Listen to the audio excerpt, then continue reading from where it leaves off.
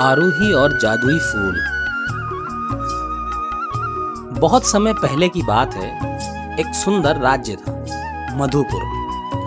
वहां के राजा वीरेंद्र और रानी कमला बहुत ही दयालु और बुद्धिमान शासक थे। उनका महल सोने जैसा सूरज की रोशनी में चमकता था, लेकिन उनकी असली रोशनी थी उनकी बेटी, राजकुमारी आरूही।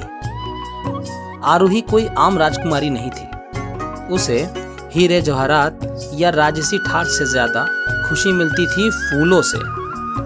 वो कहती थी, मुझे फूल अच्छे लगते हैं क्योंकि ये मुस्कुराना सिखाते हैं। हर सुबह वह गुनगुनाते हुए बगीचे में जाती, फूलों की टोली चलो खेले होली।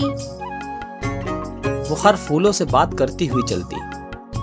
गुलाब से पूछती, आज भी तुम इतने गुस्से में क्यों हो? कांटे क्यों निकाल रखे हैं? गुलाब हंसकर चुप रह जाता। एक दिन जैसे ही वह बगीचे में पहुंची, उसने देखा कि एक कोना पहले से ज्यादा चमक रहा है। वहां खिला था एक नीला चमकदार फूल। ऐसा उसने कभी नहीं देखा था। वह दौड़कर वहां पहुंची। अरे वाह, तुम तो जैसे आसमान से गिरे हो। उसने हंसते हुए कहा। जैसे ही उसे तोड़ने लगी, एक रहस्यमय आवाज आई, कृपया मुझे मत तोड़ो। आरूही चौंक गई। तुमने मुझसे बात की? हाँ, मैं नीलिमा हूँ, इस बाग की रक्षक। आरूही की आंखें बड़ी बड़ी हो गईं। तुम कोई जादुई फूल हो क्या? हाँ, और इस बगीचे की हर चीज की रक्षा करना मेरा काम है। अगर मुझे तोड़ा गया तो बगीचा सूख जाएगा।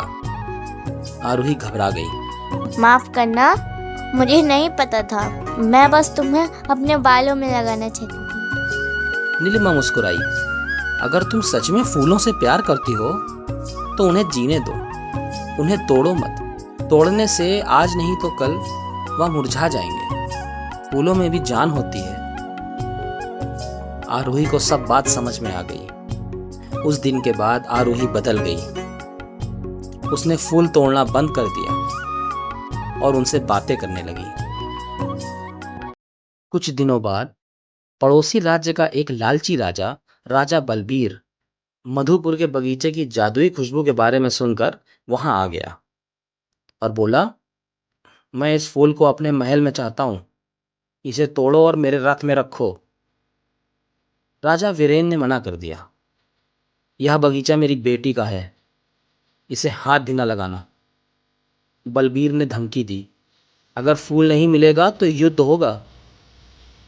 आरूही ने यह सब सुना और रात को चुपचाप नीलिमा के पास गई और बोली, अगर वो तुम्हें ले गए तो बगीचा मुरझा जाएगा। क्या मैं कुछ कर सकती हूँ? नीलिमा बोली, अगर कोई सच में बिना स्वार्थ के इस बगीचे की रक्षा के लिए खड़ा हो तो मैं उसकी शक्ति दोगुनी कर देती हूँ। आरूही मुस्कुराई। तो मैं तैयार हूँ। मैं बगीचे के रक्षक बनना चाहती हूँ। अगली सुबह जब बलबीर के सैनिक फूल तोड़ने पहुंचे तो बगीचे की मिट्टी से एक प्रकाश निकला। आरूही के चारों ओर जादुई कवच बन गया और नीलिमा की शक्ति उसमें समा गई। डर के मारे सारे सैनिक भाग गए और बलबीर को भी लौटना पड़ा। आरूही अब सिर्फ एक राजकुमारी नहीं थी, वह फूलों की रानी बन चुकी थी। लोगों ने उसे आरूही सुरभि का नाम दे दिया, खुशबू से भरी रानी। जब भी वो बगीचे में जाती है, हर फूलों से उनकी एक नई कहानी सुनती है। और कभी कभी वो कहती है, फूल तोड़ने से अच्छा है उनकी कहानी समझना, उनसे बातें करना। हर पंखुड़ी एक कविता होती है।